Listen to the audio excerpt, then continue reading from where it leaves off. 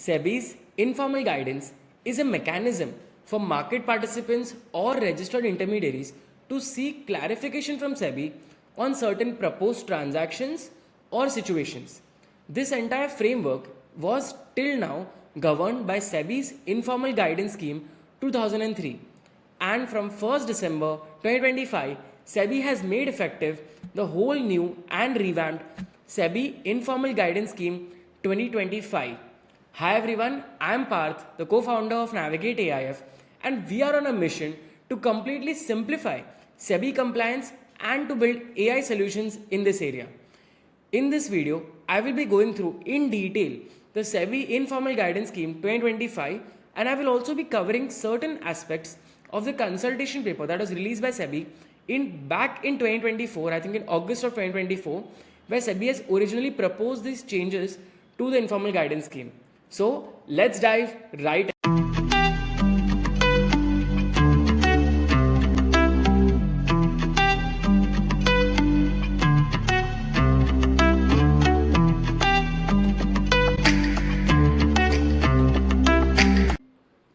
Let us go through line by line the entire informal guidance scheme that was released by SEBI. What I've done for your ease of reference is that I have highlighted in green certain key points that have been newly implemented in this scheme, which were not there in the previous scheme, and we will discuss this in detail. So in this video, the idea is that you can study with me and you can also learn exactly what does this document say and what the changes are going to be. So first is the name, that the scheme will be called SEBI Informal Guidance Scheme 2025, and it is issued under subsection 1 of section 11 of SEBI Act. And the scheme shall come into effect from 1st December 2025. I'll try and release the video in 2025 only so that you all can see it when it's in effect.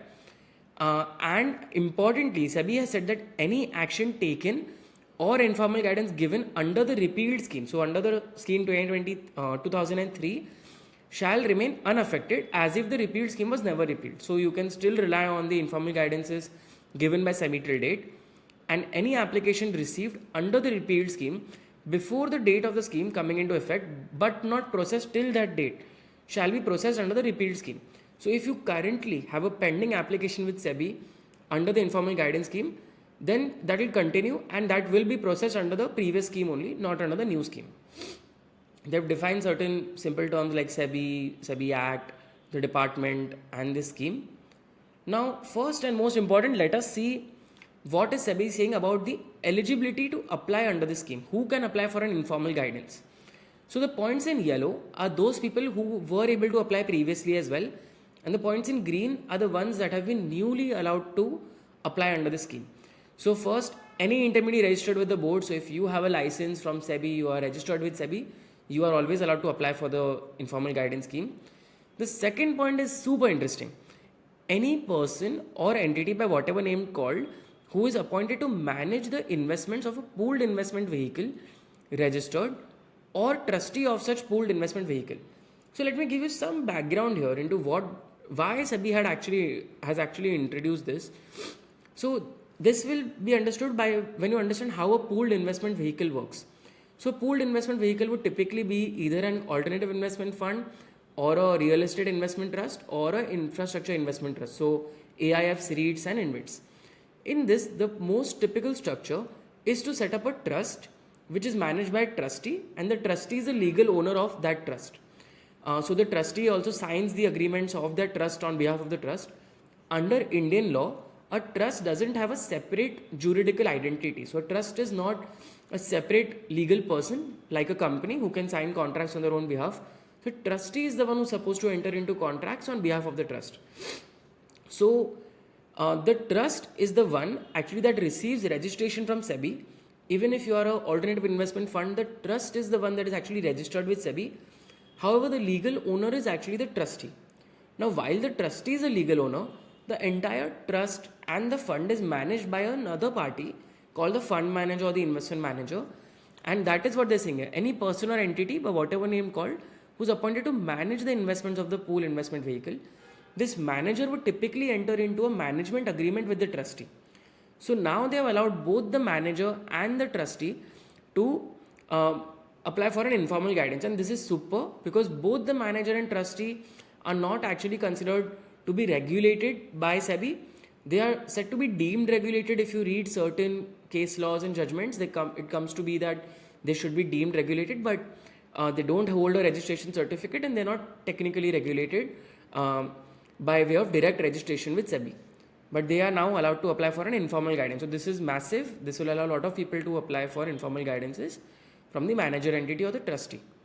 Then any company whose securities are listed on the registered recognized stock exchange was already there. So any listed company can apply. Any company who intends to get any of its securities listed or has filed either a listing application with the stock exchange or a draft offer document with the board. So if you're intending to get listed also, you can apply. Any acquirer, prospective acquirer under SAST regulation. So if you are doing a takeover, you can apply. Now they've added two more points. Any recognized stock exchange or clearing corporation has been added, and this is also pretty helpful to allow stock exchanges and clearing corporations to apply, and any depository registered with the board. Under the previous scheme, there was one more entity which was allowed to apply for an informal guidance, and that was any asset management company managing a mutual fund or any mutual fund trustee. So that was there under the previous scheme. They have not removed it. They have just expanded the scope. The mutual fund trustee or the asset management company would still be covered under point B here, because they would be a manager or a trustee of the pooled investment scheme. So while in the previous scheme it was only permitted till mutual funds, now it has been expanded maybe for AIFs, SIFs. You will have PMS. PMS, the manager would be directly regulated, InvITs, REITs, etc. So all of these would also fall in the ambit here. Now, informal guidance from SEBI can be given in two ways. One is a no action letter and second is an interpretive letter. In a no action letter, the department will indicate that it will not recommend any action under any act, rules, regulations, guidelines or circulars or any other legal provisions if the proposed transaction as described is consummated. So you can propose a transaction to SEBI and ask if they will take an action or not. And the department can say whether or not they would initiate any action on that proposed transaction or no. So it's a very good way to test a critical transaction and figure out how SEBI would react to it. And the second is interpretive letters, which is basically the department may provide an interpretation of a specific provision of any act, rules, regulations, guidelines and circulars or any other legal provisions being administered by the board in the context of a proposed transaction in securities or a specific factual situation. So both of these can be ways in which you seek informal guidance from SEBI. Now, in this, SEBI has actually provided a detailed procedure on how you can exactly apply to SEBI for an informal guidance. And this was actually requested under the consultation paper also. Under the consultation paper, they had said that currently, if you want to apply to SEBI, you had to write a written application to SEBI and SEBI would also process it in a written format. Now, with this whole procedure being given, there is now a nodal coordination cell in SEBI who you can reach at iguidance@sebi.gov.in, and a format has also been stipulated in which you can make an informal guidance to SEBI. You have to also pay a fee of 50,000 rupees to SEBI, and they have given a detailed way in which you can pay this fee, who to email after you make the payment, and you have to also detail the request made to the board and disclose and analyze any material facts. Now all of this has come in line with the consultation paper. Let me take you through some key points in the consultation paper. This is the consultation paper that was released in August 2024. So in this, they had again requested that the ambit of who can apply for an informal guidance be increased, and they had requested the same. That SEBI has accepted. They requested the fee to be increased to 75,000. SEBI made it 50,000. They also said that if there's a rejection, you take a processing fee of 15,000. As we read ahead, you'll see that this has become 10,000. And critically, they said that under the IG scheme, an applicant has to approach a concerned department for informal guidance, but in some cases, applicant may not know now which department in SEBI will actually handle such a query, and that was causing some issues. And there was no nodal office within SEBI who could manage this. So they requested for a designated nodal coordination cell, and they came up with this idea. And applicant should also seek informal guidance with SEBI as per the stipulated format. So this whole thing was accepted by SEBI, as we just read in the informal guidance scheme. They also said that usage of physical letters to seek clarification and delayed responses was leading to increase in processing time. And now you have an email format. Again, this was also requested in the informal guidance. What SEBI has also mandated, which is super, is that the department may dispose the application as early as possible. So either you can dispose the application in any case not later than 60 days. So 60 days is the upper limit, and the time taken for the applicant to respond to clarifications shall also be excluded from calculating the aforesaid timeline. So 60-day timeline doesn't include the time, say you write to SEBI and SEBI asks you for a clarification on, can you please describe the facts better, what does this point mean or anything. Then that time that you take to respond again, that is not included in the 60-day timeline. What used to happen previously was that SEBI used to ask for clarifications also through physical letters. And a lot of times people used to not receive the letter in mail or miss that email or courier and not respond. So now this whole process is going to be online. This is the way forward. SEBI is going massive in digitization, and you can see this with many SEBI circulars, and we should really appreciate the department for doing that. That is making it much more accessible to the citizens of India, and it's a good way that they're doing this, and they have done this for informal guidance as well. So now the department will seek clarifications through email, and if you have not responded within 15 days, the application may be rejected. However, they have also given a buffer period that if the board deems fit, it may grant a further extension of 15 days to respond if the applicant also requests. This extra 15 days to respond was not provided in the consultation paper, but something SEBI has come up with after, maybe because of some comments received on the consultation paper. And then again, they have told what queries the department will not respond to, and this is same as the previous scheme, that if they are too general in nature or include hypothetical situations, or if it's a case under investigation, etc. So these department will not respond to. A key point is confidentiality of an application. Now, certain key transactions which may be proposed by fintech companies or big corporates or even any actually regulated entity with SEBI may be pretty confidential, and the applicant may not want SEBI to disclose this to everybody. Because see, informal guidance is publicly uploaded on SEBI's website. The applicant may not want SEBI to disclose it. So the applicant can actually request confidential treatment, and this is what was there previously also. So previously you had a 90-day period for which SEBI would keep it confidential, and the application could include a statement for the basis of this confidential treatment. Like, why do you want confidentiality? You have to explain it also. This you have to write to SEBI, and the department will decide whether or not to give you this confidential treatment. The applicant may, on the grounds of privacy or commercial secrecy, indicate to the department any specific fact that may be redacted from the informal guidance before uploading it on the SEBI website, even after the expiry of 90 days. So now in your applicant letter, you can see that certain clauses or paragraphs should be redacted from uploading to SEBI's website even after 90-day period. And this was not there in the previous scheme. And if SEBI is satisfied, upon satisfaction of the facts requested to be redacted are private or commercially secretive, SEBI may permit such facts to be redacted as well. So this is very helpful.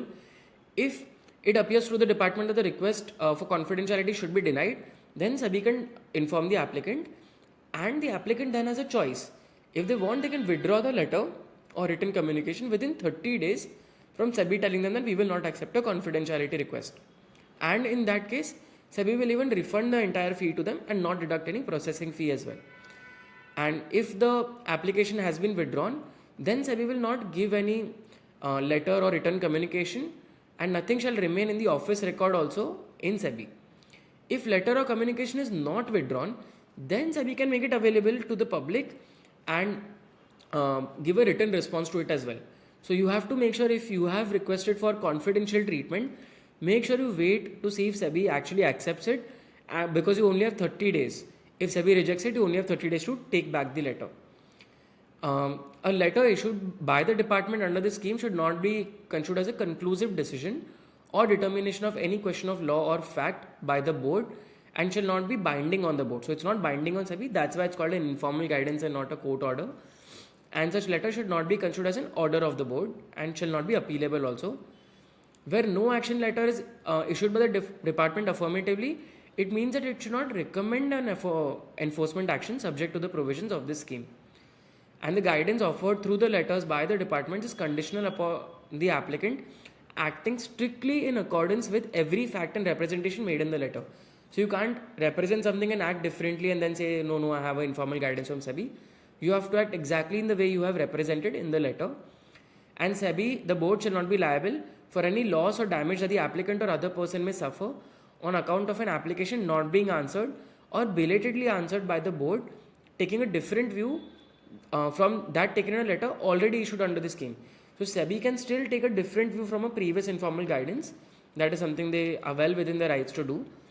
And where the department finds a letter issued by it under the scheme has been obtained by fraud or misrepresentation, notwithstanding any legal action that the department may take, it may declare such letter to be non-est, and thereupon the case of the applicant shall be dealt with as if no letter has been issued. This is very strict, and definitely you should not write to SEBI in case of frauds or misrepresentation of facts, and I'm sure the legal teams would also try and make sure that doesn't happen. So SEBI will be very, very strict about that. If the department issues a letter under the scheme, it may upload the letter together with the incoming application on SEBI's website, subject to the provisions of paragraph 15. So this was actually introduced on November 18, 2025, and from 1st of December, this scheme will become applicable with SEBI, and I'm hoping that more and more people write to SEBI seeking informal guidance, because that helps all market participants and that helps us understand how to perform better, how to comply better. And I hope this video clarifies how you can comply.